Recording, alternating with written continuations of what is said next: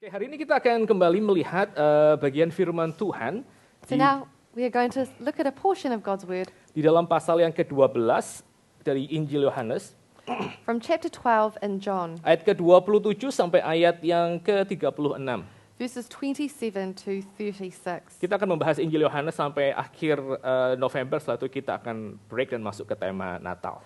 We are going to continue discussing the book of John to the end of November, and then we will enter into our Christmas theme. Mari kita membuka Injil Yohanes pasal yang ke-12 ayat 27 sampai 36 dan saya akan bacakan passage ini untuk Bapak Ibu dan Saudara sekalian. Let us turn to John chapter 12, verses 27 to 36, and I will read it for you all. Now is my soul troubled, and what shall I say? Father, save me from this hour, but for this purpose I have come to this hour. Father, glorify your name. Then a voice came from heaven. I have glorified it, and I will glorify it again. The crowd that stood there and heard it said that it had thundered. Others said, an angel has spoken to him. Jesus answered, this voice has come for your sake, not mine. Now is the judgment of this world. Now will the ruler of this world be cast out. And I, when I am lifted up from the earth, will draw all people to myself. He said this to show by what kind of death he was going to die. So the crowd answered him, we have heard from the law that the Christ remains forever. How can you say that the Son of Man must be lifted up? Who is this Son of Man? So Jesus said to them, the light is among you for a little while longer. Walk while you have the light, lest darkness overtake you. The one who walks in the darkness does not know where he is going. While you have the light, believe in the light that you may become sons of light. Mari kita sama-sama tunduk kepala, kita masuk dalam doa. Let us bow our heads and pray. Father, we come to your presence with a humbled heart because we know that we are adopted children, Lord. We were sinners, we were your enemies, but you have loved us so much that you have washed our sins away with the blood of your precious sons.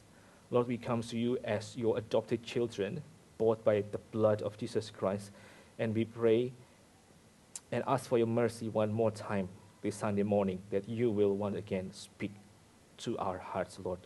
You who have uttered words that created the whole world, we pray that you would speak your words once more time in our life, so that our life will be renewed and we will grow in our devotion to you. Please hear our prayer.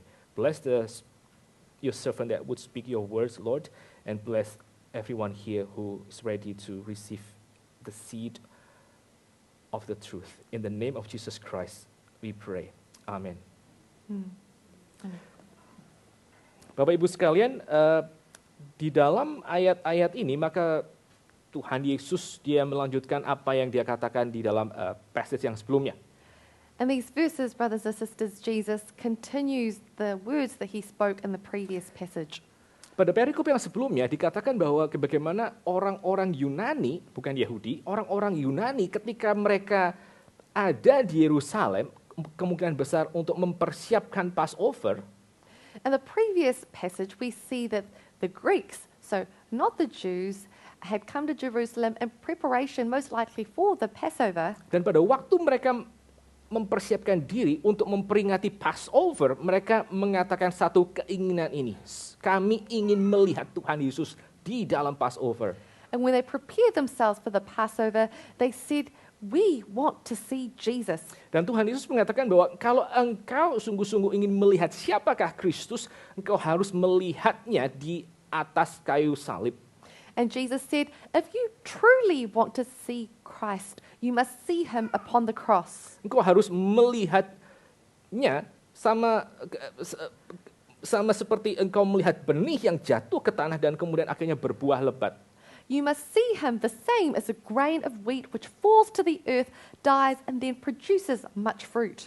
Nah, kalau saudara melihat sekali lagi di dalam ayat yang ke-27 sampai ayat yang ke-28, So if you see in verses 27 and 28, maka ada satu perkataan Tuhan Yesus yang itu katakanlah cukup unik ya di dalam Injil Yohanes. there are some words from Jesus that is unique in the book of John. Yaitu Tuhan Yesus mengatakan bahwa jiwanya itu troubled. But as Jesus says that his soul is troubled.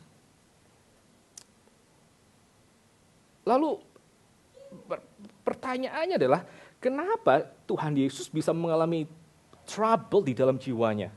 Now the question is, how could Jesus experience trouble in his life? Ya, kalau sudah bergumul dengan kenapa Tuhan Yesus dikatakan dia troubled in soul and not spirit, ya ikut speak yang kemarin. If you want to think about why Jesus struggled in his soul and not his spirit, you can go to the seminar yesterday. Tapi sekali lagi, saudara, ini adalah firman Allah yang menjadi manusia dan sekarang menjelang kematiannya dia mengatakan bahwa jiwanya itu troubled, ya. Jiwanya itu sangat apa sih bahasa Indonesianya? Terganggu, sangat gelisah. Oke, sangat gelisah. So once again, here, why is the Word of God incarnate able to say that his soul was troubled? Pada waktu Tuhan Yesus mengatakan bahwa jiwanya sangat gelisah, sangat troubled, Tuhan Yesus tetap punya satu certainty bahwa dia akan menjalani jam yang sangat menakutkan tersebut. This is because Jesus was meditating on the fact that he was going to walk out this terrifying hour. Karena adalah untuk jam tersebut Tuhan Yesus itu datang di dalam dunia dan menjadi manusia. It is for this hour that Jesus came to earth to become man. Pertanyaan saudara, apa sih yang kemudian membuat sekali lagi Tuhan Yesus itu menjadi gelisah jiwanya? The question is, once again, what caused Jesus' heart to be troubled? Di dalam Injil Yohanes, maka kita tidak mendapati adegan di mana Tuhan Yesus itu bergumul setengah mati di Taman Getsemani. In the Gospel of John, we do not have the scene where Jesus was struggling in the Garden of Gethsemane. Pergumulan Tuhan Yesus kalau di dalam versi Injil Yohanes itu dikatakan ketika dia berbicara kepada orang-orang banyak karena orang Yunani itu sudah mencari dia. Jesus' struggle in the book of John is when he spoke to a large group of people because the Greeks were looking for him. Tapi kalau saudara melihat apa yang dikatakan di awal Injil Yohanes bahwa ini adalah anak domba Allah yang akan mengangkut dosa manusia. But if you see in the beginning of the Gospel of John that this is the Lamb of God who will take away the sins of the world. Ini adalah penjelasan yang kita bisa temukan yang menjadi alasan kenapa jiwa Tuhan Yesus itu betul-betul trouble. Karena dia menanggung dosa manusia di hadapan Allah Bapa. But this is the explanation for why Jesus' soul was troubled. Because he is to bear the burdens of all of the world's sins before his Father. Kenapa dia menanggung beban dosa itu di hadapan Allah Bapa? Why does he have to bear the weight of these sins before the Father? Nah, Alkitab itu mengatakan karena dia harus meredakan murka Bapanya. The Father said it is because he must bear the wrath of his Father. Seperti yang saya sempat katakan beberapa kali di dalam kesempatan khotbah hari Minggu, ada perbedaan antara memuaskan Allah dengan menyenangkan hati Allah.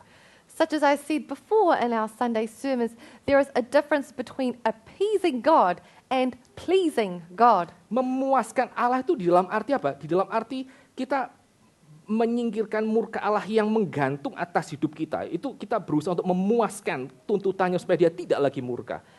Appeasing God is fulfilling his requirements so that his wrath is turned away from us who are deserving because of our sins. Dan kita sebagai manusia berdosa, kita tidak dapat memuaskan murka Allah itu, meredakan murka Allah dengan kita mencapai apa yang dia minta atas hidup kita.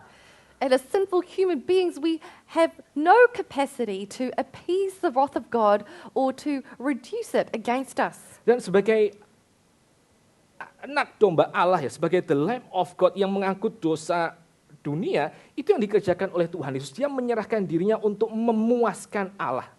And as the Lamb of God who takes away the sins of the world, Jesus gave himself to appease the wrath of God. Supaya apa? Supaya orang-orang yang akhirnya nanti dia sudah tebus, kita bisa hidup dengan bebas untuk menyenangkan Allah. Why? So that we as the people who he has atoned now can live lives that please God. Apa itu artinya menyenangkan Allah? What does it mean to please God? Menyenangkan Allah itu berarti apa? Berarti Allah itu sudah menerima kita. Pleasing God means that God has accepted us. Lalu kita dengan penuh ucapan syukur kita mengerjakan hal-hal untuk dalam tanda petik ya, kita membalas cinta kasih yang sudah sedemikian perfect menerima kita. And we, with joyful hearts, do things to please God's heart. Tapi oleh karena itu saudara, tidak ada orang yang bisa menyenangkan Allah Because no one can please God tanpa terlebih dahulu Allah itu dipuaskan. without God first being appeased. Dan itu yang kemudian dikerjakan oleh Tuhan Yesus menjelang hari Paskah di Yerusalem. And this is what is done by Jesus coming up to Passover in Jerusalem. Dia akan naik ke atas kayu salib, dia akan menyerahkan dirinya sebagai benih yang jatuh ke tanah untuk memuaskan tuntutan Allah yang kudus tersebut. He was going to give up his life on the cross to give his life as the grain of wheat which dies in the ground. Sebagai sang anak yang taat kepada bapaknya, dia maju untuk menerima role menanggung murka Allah. As the Son of God who obeys his Father, he is about to accept the role of accepting God's wrath. Ini punya satu implikasi yang sangat besar di dalam kehidupan kita sebagai orang Kristen, saudara. This has a large implication on our lives as Christians. Pada waktu kita memikirkan relasi antara Allah Bapa dengan Allah Anak, When we think about the relationship between God the Father and God the Son, satu hal yang sangat mencolok adalah relasi antara Bapa dengan Anak, bahkan di dalam inkarnasinya, itu tidak pernah terjadi karena hubungan yang sifatnya transaksional. Kamu dapat apa, saya dapat apa. something that is very striking is that the relationship between God the Father and the Son is never one that is transactional. That is, it is not that you do something for me and then I do something for you. Seperti perjanjian bisnis gitu ya. Kita tanda tangan kontrak, lalu ya harusnya semua orang win-win. It's not like a business contract where we sign a contract and both of us win. Kalau saudara mengingat apa yang dikatakan oleh kitab suci di dalam bagian awal, yaitu kitab Kejadian, If you remember what is said in the scriptures at the beginning in the book of Genesis, waktu iblis itu mencobai Adam dan Hawa, when Satan tempts Adam and Eve, maka ya poin daripada pencobaan iblis kepada Adam dan Hawa itu adalah untuk melihat relasi mereka dengan Allah itu secara transaksional. the point of temptation is that he presented to Adam and Eve the idea that their relationship with God is transactional. Jadi iblis itu mengatakan kepada Adam dan Hawa, kamu kalau mentaati Allah, kamu nggak dapat apa-apa loh. Itu transactional way of thinking. As Satan said to Adam and Eve, well, if you obey God, you don't gain anything. That is a transactional way of thinking. Jadi cara berelasi yang bersifat transaksional itu kemudian merendahkan atau mereduksi, mempersempit yang namanya pribadi itu hanya kepada fungsi-fungsi atau benefit yang dia bisa berikan kepada kita. That's it. So a transactional way of thinking reduces the relationship just to what someone can do for us.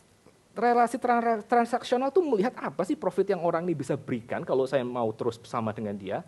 A transactional type of perspective is seeing, well, how would I benefit if I continue being in a relationship with this person? Itu yang akhirnya terjadi di dalam Eden dan itu yang terjadi dalam kehidupan manusia berdosa. That happened in the Garden of Eden, and that continues to happen in the lives of sinful human beings. Satu kali ada satu orang itu mengirimkan dengan sangat cynical satu quote seperti ini.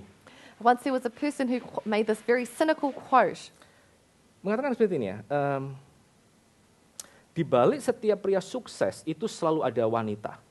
They said, behind every successful man, there is a strong woman. Sudah pernah dengarkan kalimat ini ya? Like this, I'm sure you've heard this saying before. Lalu belakangnya itu, tapi anyway, di balik setiap pria sukses selalu ada wanita. Behind every successful man, there is always a woman. Karena memang wanita akan mencampakkan pria tidak sukses. Why? Why? Because women would throw him away if he was not successful. Dan ini adalah satu gambaran yang sangat sinikal melihat relasi manusia itu betul-betul secara transaksional.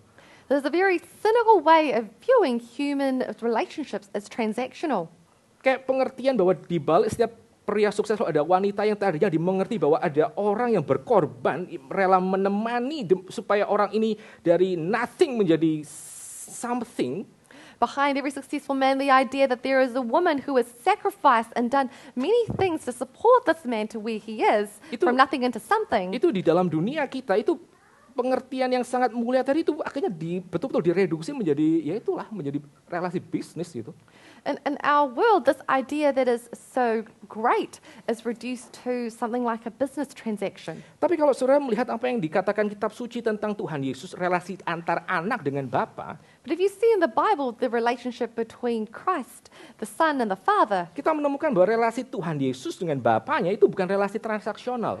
you see that the relationship between the Lord Jesus and the Father is not transactional. Dan ini terjadi dalam dua konteks yang berbeda. And this happens in two different contexts. Kalau saudara mengingat apa yang dikatakan oleh Injil Matius atau Lukas di dalam kisah pencobaan di padang gurun, If you see in the book of Matthew and Luke in the passages about the temptation of Christ, Tuhan Yesus pada waktu dicobai dengan kelimpahan, maka Tuhan Yesus tetap pilih untuk berjalan bersama dengan Bapanya.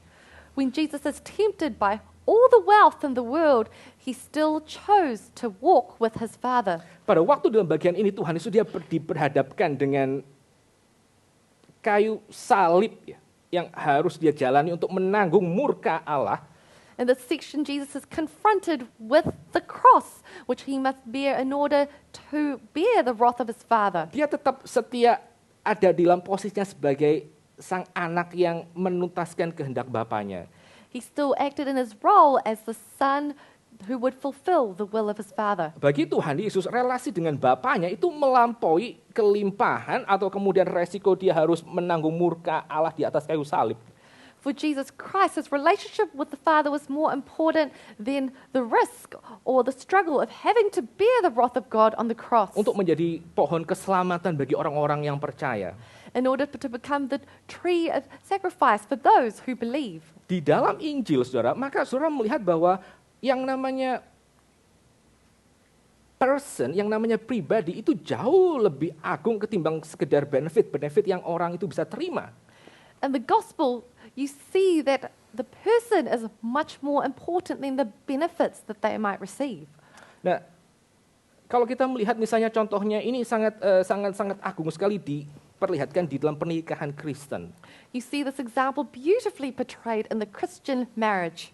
Kalau saudara mengingat apa yang saudara katakan ketika, bagi saudara yang sudah menikah, kalau saudara mengingat apa yang saudara katakan ketika saudara menikah. For those of you who are married, you remember the words that you said on your wedding day? Ada yang ingat? Any of you remember? Peter, do you remember? What?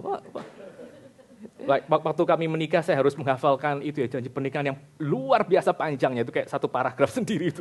Saya berjanji di hadapan Allah Tritunggal dan jemaatnya, lalu ya ada klausa gitu. And when I was married, I had to memorize a very long passage of our marriage vows.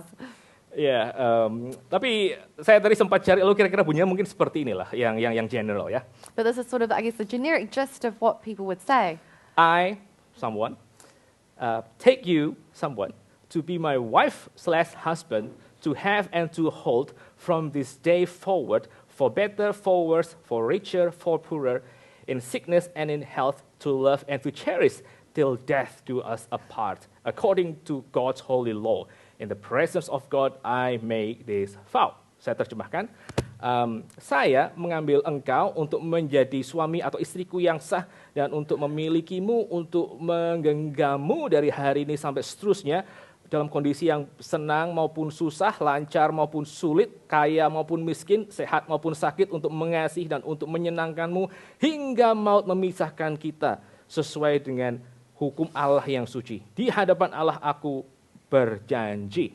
Nah, waktu saudara melihat Christian wedding vow, itu apa? Itu merupakan kayak semacam manifestasi dari Injil.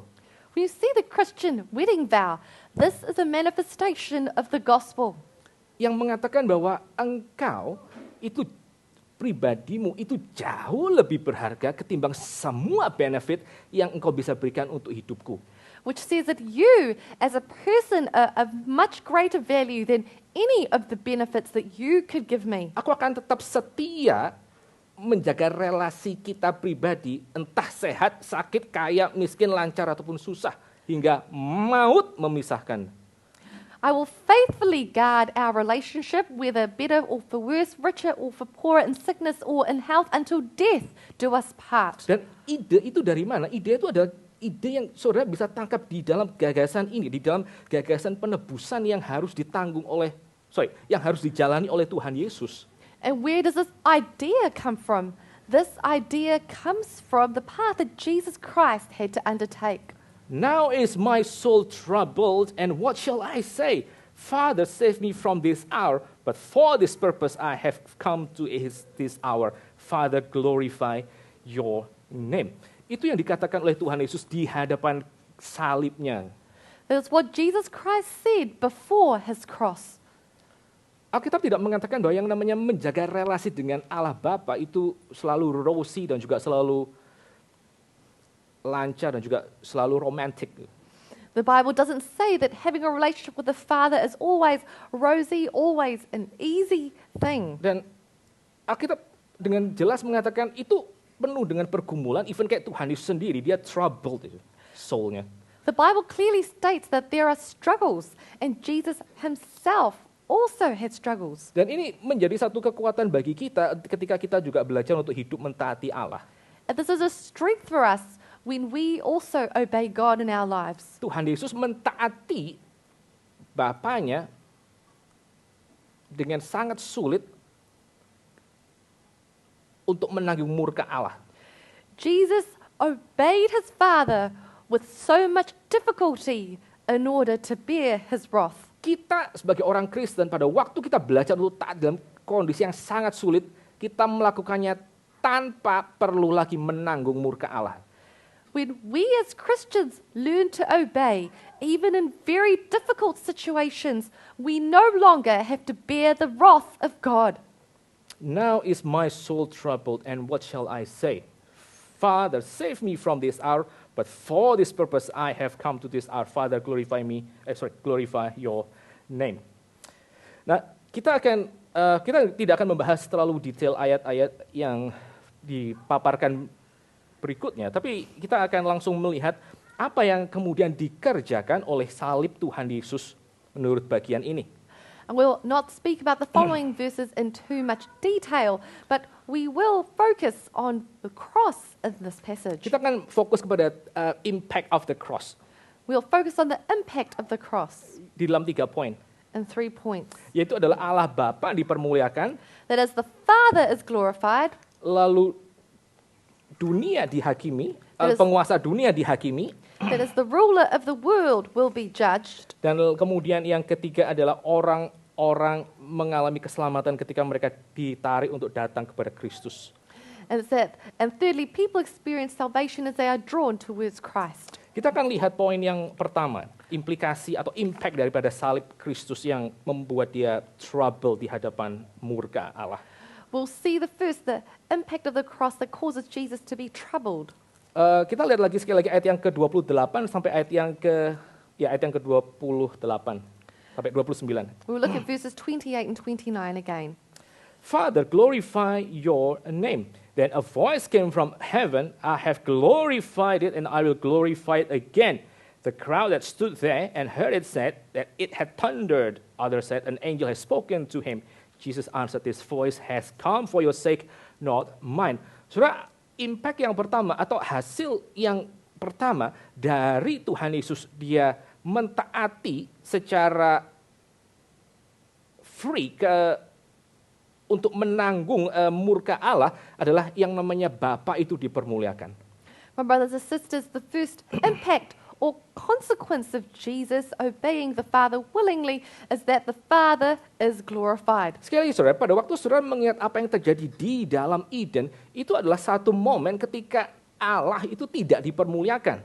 Once again, when you look at the Garden of Eden, this is an instance where the Father was not glorified. Jadi pada waktu hari itu Tuhan Yesus mengatakan bahwa biarlah nama Allah dipermuliakan dengan dia sendiri harus naik ke atas kayu salib dan menjadi benih yang jatuh ke tanah dan mati. So on the day when Jesus said that the Father must be glorified through him being crucified on the cross like the grain of wheat that died in the soil, Ini kemudian merupakan satu pembalikan dari apa yang terjadi di dalam Eden. this is a complete reversal of what happened in the Garden of Eden. Bahwa Allah, Bapa itu akan dipermuliakan. That God the Father will be glorified. Bagaimana cara Allah itu kemudian dipermuliakan menurut John's Gospel? How was the Father glorified according to the Gospel of John? Pertama, saudara bisa melalui Tuhan Yesus, dia menyerahkan dirinya di atas kayu salib, dia mempermuliakan Bapanya di dalam pengertian, dia betul-betul membuktikan bahwa Bapanya itu mengasihi dunia ini. By giving up his life willingly on the cross, Jesus glorifies his Father by displaying that God truly loves the world. Karena begitu besar kasih Allah akan dunia ini sehingga dia menyerahkan anaknya yang tunggal. For God so loved the world that he gave his only begotten Son. Kalau Tuhan Yesus dia berhenti dari salib, maka yang namanya God's love to this lost world itu tidak ada konfirmasi sama sekali. If Jesus stopped before going to the cross, then God's love for this world would have no confirmation. Pada waktu misalnya Tuhan Yesus dia berhenti mendadak melihat salib dan dia tidak mengerjakannya, maka kemudian janji keselamatan yang Allah itu berikan selama ribuan tahun itu tidak akan tergenapi.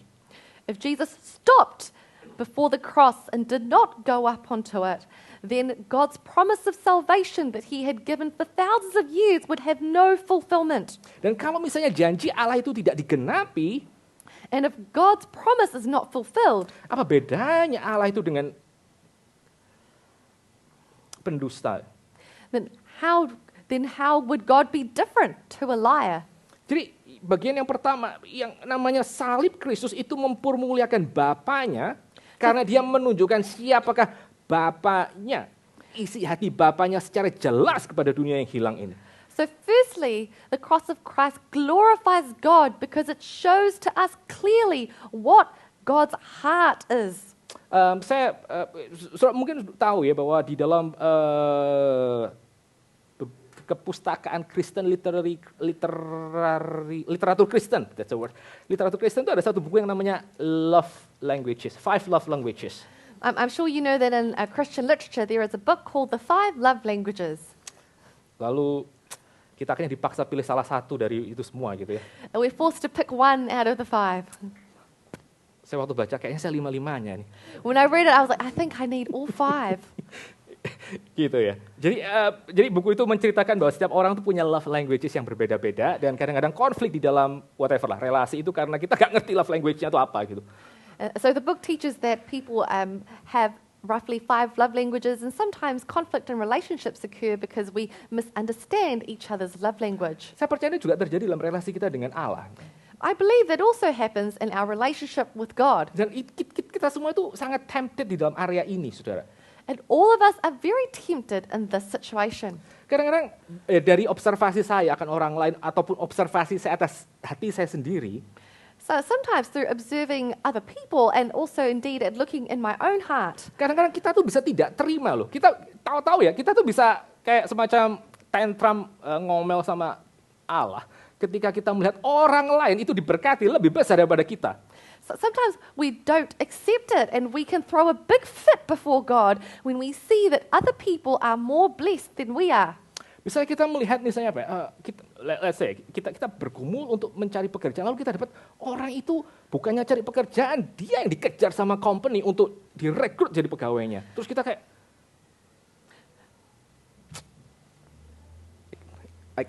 like gimana dengan saya Tuhan? For example, we might be trying very hard to look for a job and we see this other person who's not even looking for a job, but people are headhunting them for a career. And we feel like, oh, well, what about me, God? Lalu kadang-kadang kita, atau anak-anak ya, kadang-kadang mereka bisa sangat tahu-tahu jadi bitter sendiri karena mereka melihat keluarga lain itu lebih diberkati daripada keluarga mereka gitu. Or for example, children might even become bitter because they see that other families are more blessed than Saya satu their family. kali pernah melayani di satu cabang di mana ada satu keluarga yang kemudian cerita anak remajanya itu dia bitter gitu, mengalami kepahitan. I served once at a church where one of the families shared that their teenage son had bitterness. Orang tuanya itu dengan sangat bekerja keras membuat anaknya bisa masuk ke dalam sekolah internasional. The parents worked very, very hard in order to allow their child to go to an international school. Tapi kemampuan mereka juga cuma sampai situ, menyekolahkan anak mereka di sekolah internasional. But that was the end of their financial resources. They could only send their child to the school. Setelah itu mereka tidak bisa misalnya membawa anak mereka untuk liburan ke Paris kah, atau ke Egypt kah, atau ke Latin Amerika misalnya, mereka nggak bisa. Well, beyond that, they didn't have the resources to go traveling with their child to Europe or to Paris or to South America. Lalu si anak yang disekolahkan di sekolah internasional ini, dia di sekolah yang baik, tapi dia juga dengar teman-teman cerita liburan ke depan kemana, mereka pernah kemana, segala macam. And this child says that they were going to a very good international school and they would hear their friends talk about, oh, we went traveling here and we went there. Dan dia tuh sangat frustrated dengan kondisi dirinya tidak bisa liburan ke luar negeri. And they felt very frustrated about the fact that they could not go overseas for a holiday. Sampai akhirnya dia ngomong satu kalimat. Until they said a statement. Waduh, nasib saya lahir di keluarga yang miskin. Sekolah internasional. Oh, my fate is being born in this poor family, just going to an international school. Atau contoh yang lain lah misalnya. Atau, saya bisa temukan begitu banyak contoh dalam kehidupan kita atau dalam hati saudara sendiri. Gitu. I'm sure you could find many examples in our lives and even in your own heart. Kita tuh bisa sangat-sangat menjadi bitter kepada Tuhan ketika kita tuh mulai compare kehidupan kita dengan orang lain. We can become very bitter towards God when we are comparing our lives to the lives of others. Dan saya percaya, di dalam terang bagian ini, saudara, and I trust that in light of this, brothers and sisters, maybe kita tidak betul-betul itu ya, kita pasti keliru memahami love language-nya Allah. Gitu. Maybe we are not comprehending God's love language. Kita pikir kayak whatever lah, kayak pekerjaan atau rumah atau kemudian liburan ke luar negeri atau kemudian whatever berkat yang lain, itu adalah God's love languages. Sehingga ketika itu tidak dikatakan kepada kita, kita menjadi bitter kepada Tuhan gitu. We think that work or holidays or all of these other blessings are God's love language to us. So we think that if God hasn't given them to us, that God does not love us. Tapi setelah ini dalam bagian ini kita belajar satu hal Bapak, Ibu, dan saudara sekalian. But in the section we learn, brothers and sisters, apa sih impact daripada salib? What is the impact of the cross? Dia mempermuliakan Bapa di sorga dengan cara dia membuka isi hati Allah yang paling dalam. He glorifies God by opening up the deepest contents of God's heart through the cross. He gives His only Son for us. Itu love language-nya Allah. He gave His only Son for us. That is God's love language. Nah, saya tidak mengatakan bahwa kita semua, katakan Allah itu tidak care dengan semua keperluan kita yang lain. I'm not saying that God doesn't care about our other needs. Tapi saudara bisa bayangkan, itu anak tunggalnya diberikan. But you can imagine that His only Son was given. Itu membuat kita punya kekuatan untuk kita punya asumsi yang baik tentang diri Allah. Kalau misalnya Tuhan itu for some good reasons, dia kayak semacam menahan, memberikan apa yang kita pikir kita mau, atau apa yang kita pikir kita ingin, kita perlukan. That ought to give us some good assumptions about God, even if He is withholding from us something that we might like. Poin yang kedua, saudara. The second point, brothers and sisters, impact daripada salib juga adalah kita menemukan bahwa yang namanya penguasa dunia ini itu akhirnya cast out, diusir, dibuang. Dibuang bahasa Indonesianya. Secondly, brothers and sisters, the impact of the cross, we see that the ruler of this world is cast out. Sorry, sebelum itu, balik lagi ke poin yang pertama. Well, but prior to that, returning to the first point. Pada waktu kita mengatakan bahwa impact yang pertama daripada salib itu adalah Allah Bapa itu dipermuliakan. When we say in the first point that the impact of the cross is that God the Father is glorified. Itu melalui cara apa? Melalui Allah Anak itu kemudian kayak semacam direndahkan di hadapan manusia. That's through the so-called humiliation of the Son before other humans. Kita bisa pada waktu Natal mengatakan glory to God in the highest. On Christmas we can say glory to God in the highest. Tapi itu karena apa? Karena sayup-sayup kita mendengar suara yang lain, glory to the Son in the lowest and peace on earth. Because we also hear other voices say glory to the Son in the lowest and peace on earth. Oke, sekarang kita lihat bagian yang kedua. Yang namanya penguasa dunia ini itu kemudian dibuang. We see in the second section here that the ruler of this world is cast out. Siapa sih yang disebut sebagai penguasa dunia ini? Who is the ruler of this world? Ada dua kemungkinan ya, yang dua-duanya itu bisa sama-sama benar. There are two possibilities here, both of which may be correct. Yang pertama, penguasa dunia ini di dalam pengertian secara politik, secara sosial itu adalah Kaisar Roma, penguasa dunia ini, the ruler of this world. Firstly, the ruler of this world understood in its political context as Caesar. Tapi yang kedua, the ruler of this world itu juga adalah bapa dari segala dusta yang dia membuat orang-orang menjadi budak. But secondly, the other ruler of this world is the father of deception, who puts everyone under his slavery. Pada waktu Tuhan Yesus naik ke atas kayu salib, maka penguasa dunia ini itu akan kemudian dienyahkan, dibuang. When Jesus goes up onto the cross, the ruler of this world will be cast out. Pada waktu Tuhan Yesus akan naik ke atas kayu salib, maka Injil Yohanes itu mengatakan bahwa Tuhan Yesus itu didandani, dia mirip dengan kaisar. When Jesus went up on the cross, the book of John says that he was dressed up like Caesar. Memakai yang namanya pakaian ungu, lalu pakai mahkota dan pakai pegang buluh. He was wearing a purple robe, he had a crown of thorns, and he was holding a reed. Sama seperti seorang kaisar mengenakan mahkota, lalu mengenakan jubah ungu dan mengenakan tongkat kuasa, memegang tongkat kuasa, scepter. Such as this Caesar, who wears a crown, wears a robe, and also holds a scepter. Pada waktu Tuhan Yesus bertahta di atas kayu salib, maka dia sedang mengatakan bahwa yang menjadi Caesar itu bukan Kaisar Roma, tapi Caesar Jesus di atas kayu salib. Penguasa dunia itu sudah dienyahkan. Inilah penguasa yang sesungguhnya yang menentukan hidup dan mati orang. When Jesus, when he is enthroned upon the cross, is declaring that he is the ruler of the world, not Caesar. He is the ultimate ruler who has power over life and death. Pada waktu Tuhan Yesus dia naik ke atas kayu salib dan juga akhirnya dia bangkit dari kematian. When Jesus is lifted up on the cross and then is resurrected from the dead, dia menyingkirkan pengertian yang kedua dari penguasa dunia ini, yaitu iblis sendiri. He cast out the power of the second ruler, Satan himself. Kalau saudara mengingat apa yang dikatakan Injil Yohanes dalam pasal yang ke-8 ayat ke-44. If you remember what is said in John chapter 8 verse 44. Iblis itu adalah bapa dari segala dusta.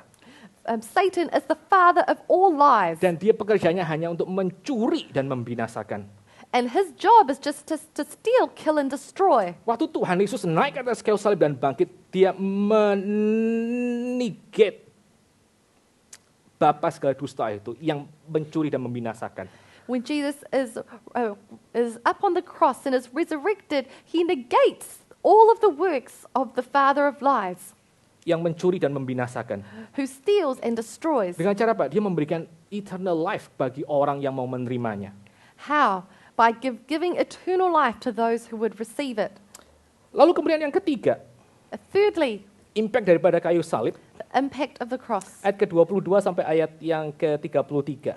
Verses 22 to 33. And when I am lifted up from the earth, will draw all people to myself. He said this to show by what kind of death he was going to die. Hal yang ketiga, saudara, pada waktu Tuhan Yesus itu naik ke atas kayu salib, maka dia akan menarik orang untuk datang kepadanya. Thirdly, brothers and sisters, when Jesus goes on the cross, he will draw all people to himself. Saudara, waktu saudara melihat apa yang dikatakan oleh Injil Yohanes dalam pasal yang ke-6, when you see what is said by the book of John in chapter 6, ayat ke-44, verse 44, Tuhan Yesus mengatakan kalimat seperti ini. Jesus says this. Kalau Bapa itu tidak tarik orang, maka tidak ada yang bisa datang kepadaku. No one can come to me unless the Father who sent me draws him. Kecuali Bapa itu menarik orang kepada Tuhan Yesus, maka tidak ada orang yang bisa datang kepada diri Tuhan Yesus. Unless the Father draws people to him, not a single person would believe upon Jesus. Di dalam bagian ini, maka Tuhan Yesus mengatakan bukan hanya Bapa yang menarik orang datang kepada Tuhan Yesus, tetapi adalah Tuhan Yesus sendiri yang dia akan draw people, akan menarik orang datang kepada dirinya. But in this section, Jesus says it is not only the Father who is drawing people to himself, but he himself draws people to him. Melalui apa? Melalui yang namanya kayu salib, saudara. Through what? That is the cross. Dan ini yang dikerjakan oleh salib Tuhan Yesus. That is what is done by the cross of Christ. Satu sisi dia menarik orang untuk boleh datang kepadanya di dalam salib. And one aspect, the people are drawn to him through the cross. Tapi seperti yang tadi kita lihat, sisi yang lain dia membuang penguasa daripada kerajaan dunia ini. But on the other hand, we see that he casts out the ruler of this world. Dia drawing people to himself and he cast out the ruler of this world. Itu yang dikerjakan oleh salib Kristus untuk kemuliaan Bapanya. He is drawing people to himself, casting out the ruler of this world and bringing glory to his Father through the cross. Jadi impact daripada salib Kristus sekali lagi ada 3. So the impact of the cross of Christ, there are 3. Pertama, Bapa sekali lagi dipermuliakan at the expense of the humiliation of the Son. Bapa dipermuliakan dengan anak yang kemudian direndahkan. So the Father is glorified through the humiliation of the Son. Penguasa dunia ini dihakimi melalui penghakiman kepada Sang Anak Allah. The world is judged through the judgment of the Son of God. Dan orang-orang berdosa itu kemudian ditarik untuk mendapatkan keselamatan dalam salib Kristus, di dalam apa? Di dalam damnation dari the Son di atas salib. And the sinners are drawn to receive salvation through the damnation of the Son of God on the cross. Lalu apa maknanya buat kita? So what does this mean for us? Kalau kita lompat kepada ayat yang ke-35 sampai ayat yang ke-36, So if we skip to verses 35 and 36, di sana Tuhan Yesus mengatakan satu ajakan, satu perintah, there Jesus says a statement bahwa engkau harus berjalan di dalam terang ini.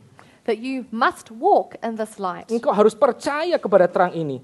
You must believe in this light. Mumpung sang terang itu masih ada, engkau harus berjalan bersama dia dan engkau harus percaya kepada dia. Percaya dengan semua statement yang dia katakan dan pekerjaan yang mengkonfirmasi statement tersebut.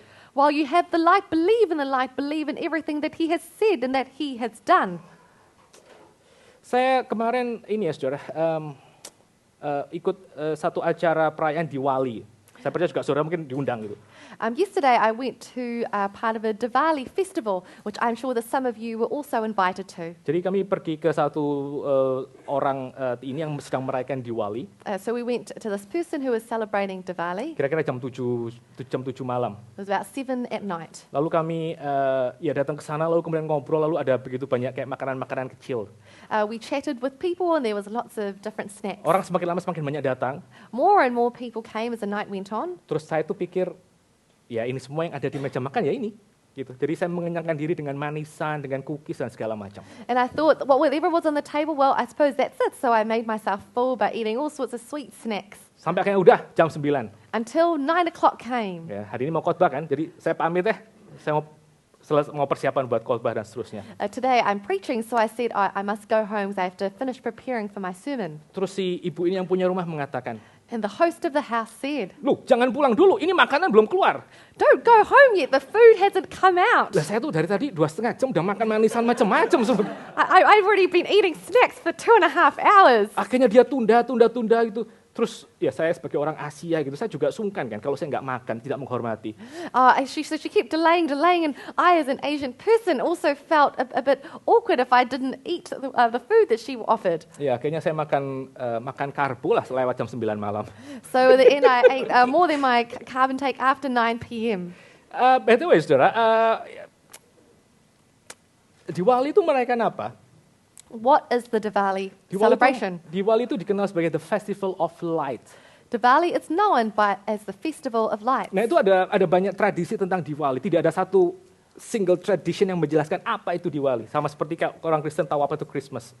There are lots of different traditions around Diwali. There is not one set tradition about what this is, unlike something like the Christian tradition of Christmas. Tapi penjelasan yang paling populer, but the most popular explanation adalah Diwali itu merayakan kembalinya, kalau sudah tahu Rama itu ke Ayodhya, tempat asalnya dia.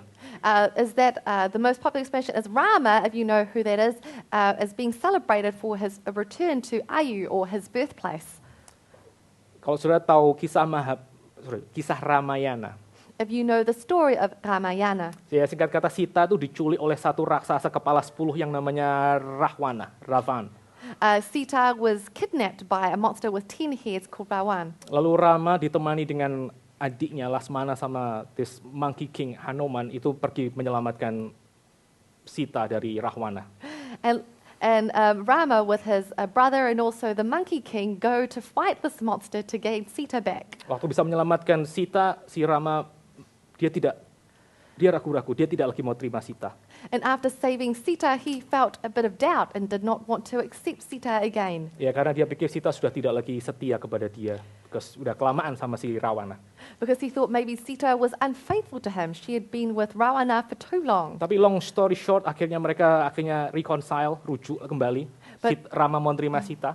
But long story short, they reconciled. Rama once again accepted Sita. Lalu akhirnya mereka bersama-sama rame-rame pulang ke Ayodhya setelah 14 tahun pergi.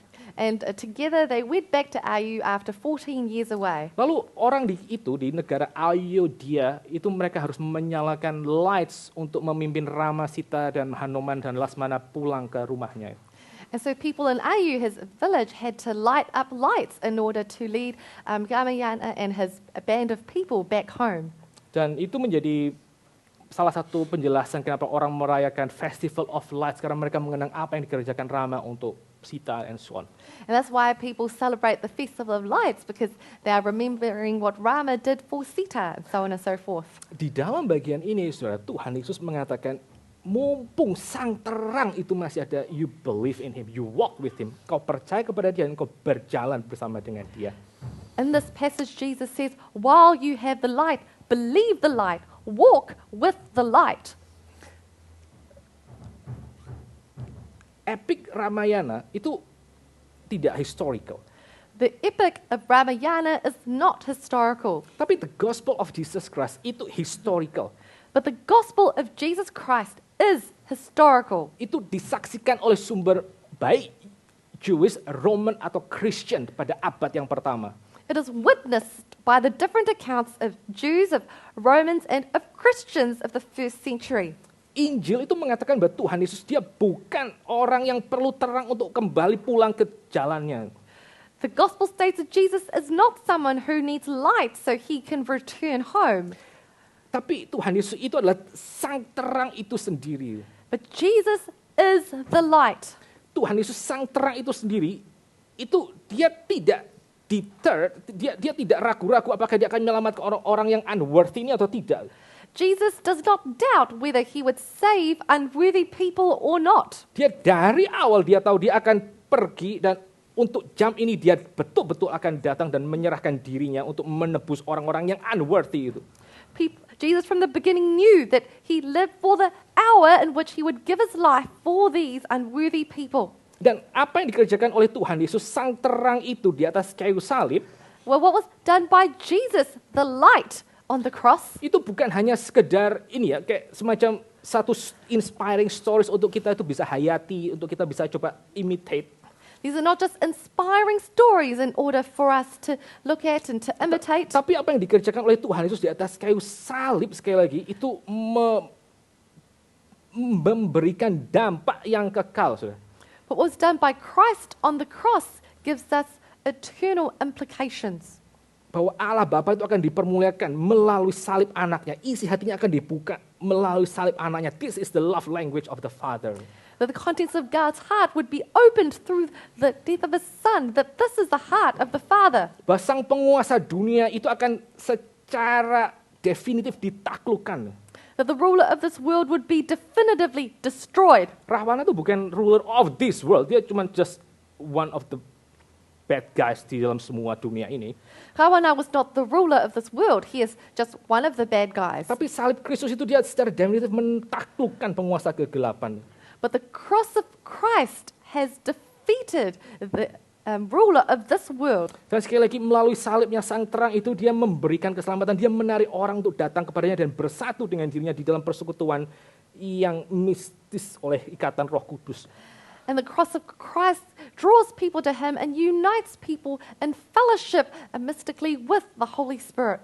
Di dalam salib Kristus, saudara, In the cross of Christ, kita menemukan sang terang yang memberikan terang untuk hidup kita. we discover the light which gives our lives light. Sekali lagi Allah Bapa dipermuliakan, Once again, God the Father is glorified. lalu penguasa kegelapan itu akhirnya dibuang, The ruler of darkness is cast out. dan kita ditarik untuk menjadi anak-anak Allah melalui kayu salibnya. And we are drawn to become children of God through his cross. Saya kemarin sempat temani itu ya, anak-anak dan juga beberapa anak itu main di main di playground. Yesterday I was able to accompany some children playing on the playground. Lalu di playground tersebut itu ada begitu banyak anak-anak, bukan cuma anak saya doang, gitu. Banyak anak yang lain, betul-betul banyak. There were many children on the playground, not just my own children. Yaitu orang Jawa kalau sudah ngomong banyak itu banyak. There's indeed many children. Dan waktu itu semua anak-anak itu bercampur jadi satu, maka sebagai seorang ayah gitu, sebagai seorang bapak, saya akan lihat anak-anak yang dipercayakan kepada tangan saya untuk kemudian saya jaga.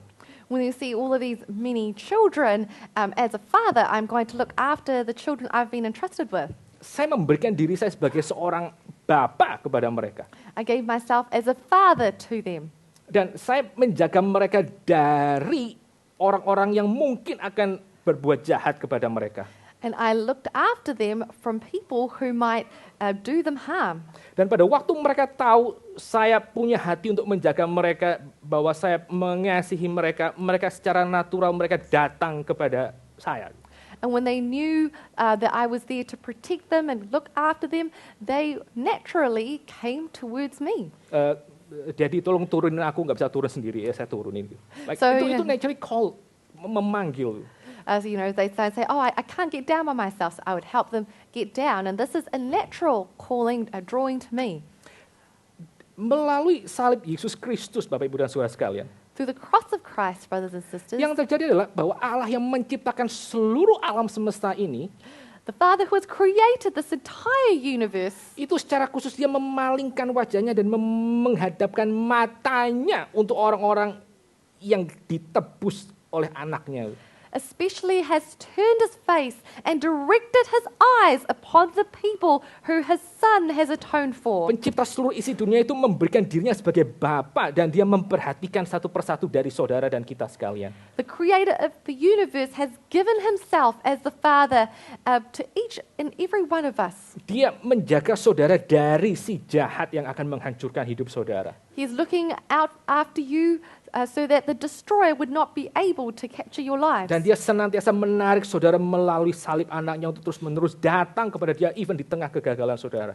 And he's drawing you with the cross of his Son to continue to turn to him despite your own failures. Melalui salib Kristus kita belajar satu hal sekali lagi. Through the cross of Christ, we learn once again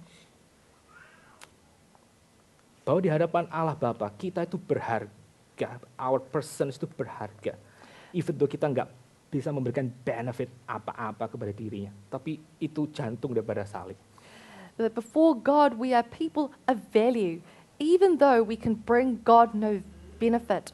But this is the heart of the cross. Bila kiranya saudara yang boleh mendengarkan kabar ini, saudara menerima penghiburan atas hidup saudara. May those of you who hear this message receive comfort in your lives. Jangan biarkan hidup saudara ditipu dan diombang-ambingkan oleh so-called berbagai macam love language yang ditawarkan dunia untuk mengukur seberapa Allah itu mengasihi saudara. Don't let your lives be tossed about by the many different love languages that are offered by this world. Saya juga punya ketakutan saya sendiri, saya juga punya luka saya sendiri. I also have fears in my own lives and wounds in my own life. Saya percaya juga saudara punya ketakutan dan saudara punya kekhawatiran saudara sendiri. I trust that you have your own anxieties and your own fears. Tapi sekali lagi di dalam salib ya, kita melihat bahwa itu love language Tuhan itu dinyatakan paling jelas kepada kita. But once again, we can see in the cross of Christ that God's love is displayed. Di dalam salib Kristus maka kita betul-betul menerima yang namanya the light in person di dalam hidup kita. And through the cross of Christ, we receive the light in person through Jesus Christ. Dan bila kiranya ini sekali lagi menguatkan kita untuk be the sons of light, kata Tuhan Yesus kepada dunia ini yang sedang mencari terang yang sejati. May we once again become sons of light to this world who is seeking for light. Mari kita sama-sama tunduk kepala, kita masuk di dalam doa. Let us bow our heads and pray. Peter, could you pray for our service? Close our service.